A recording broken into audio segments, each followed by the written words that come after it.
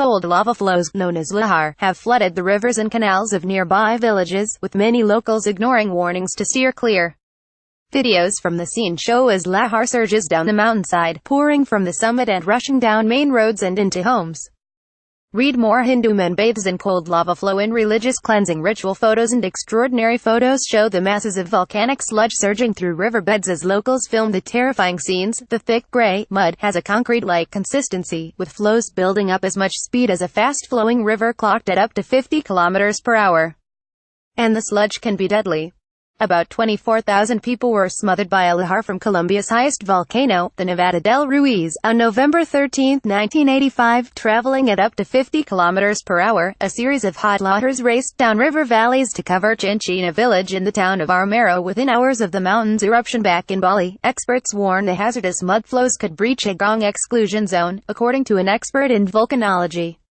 Professor Joachim Gutzman, head of volcanology at Bristol University, told Express.co.uk, lahars can perhaps be best described as being similar to very wet concrete. Reuters. Getty. Lahar from the Bali volcano surges down to the summit. Getty. Extraordinary photos show the masses of volcanic sludge surging through riverbeds. They are devastating because they are fast-moving and erosive due to their volcanic debris load. They can also travel very far. Examples in the Andes report a 400 kilometers run-out distance from the source, hence populations along rivers which are usually fed from water from a volcano are at risk from lahars even if they are well outside an immediate exclusion zone, and Indonesia's disaster mitigation agency BNPB spokesman also said, "Watch out for lahar floods around Mount Agung." Lahar floods have already occurred in several places on the slopes. Flows of volcanic mud continue to pour Agung slopes, and Arculus warned more are possible since it's the rainy season. Wayne Lannis, who fled his village in Wonogiri with his wife and daughter, said they're not making a lot of noise. It's just suddenly coming like a flash flood out of nowhere. You do not want to be near them. Stay out of the valleys. Thursday, November 30, 2017. A plume of smoke above Mount Agung volcano is illuminated at sunset as seen from Amt Karangasem Regency, Bali. Watch out for lahar floods around Mount Agung. Lahar floods have already occurred in several places on the slopes. Indonesia's disaster mitigation agency. The agency's spokesman also urged people to avoid nearby river areas. Footage from shows the concrete-like substance sweeping into rivers, turning the waters black, also caused by thick ash clouds settling. Hundreds of flights have been cancelled over the past few days, but the local airport has now been reopened after some 120,000 tourists were left stranded on the island. Indonesian officials have ordered the evacuation of 100,000 people, but so far only about 40,000 people have left.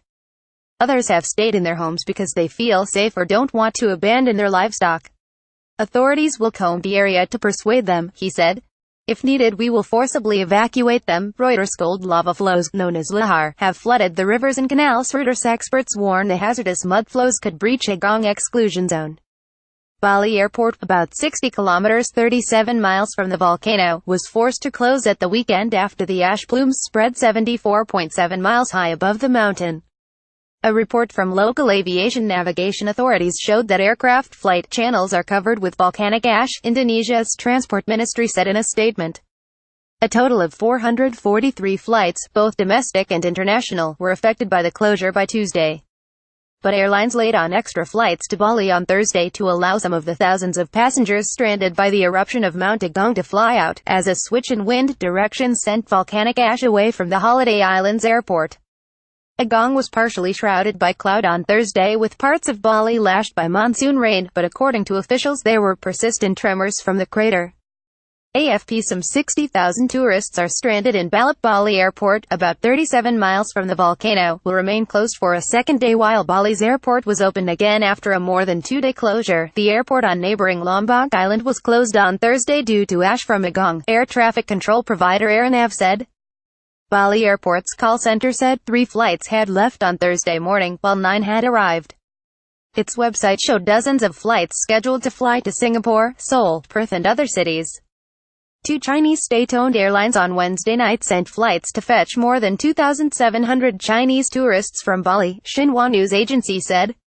China Southern Airlines sent 2 planes from Guangzhou and Shenzhen, while China Eastern Airlines flew in 4 from Beijing and Shanghai, it said.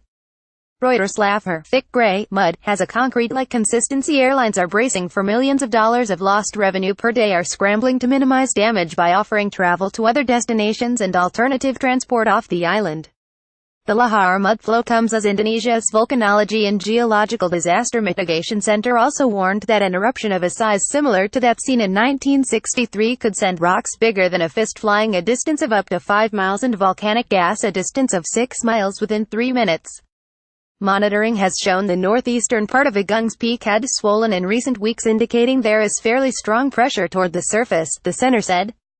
In the event of a major eruption, the impact on Bali's multi-billion-dollar tourism industry would depend on how much of the island is smothered in ash. David Pyle, a volcano expert at the University of Oxford in Britain, said what we are seeing at the moment are small explosions, throwing out hot gases and fragments of molten rock, or ash. Indonesia sits on the Pacific Ring of Fire and has more than 120 active volcanoes.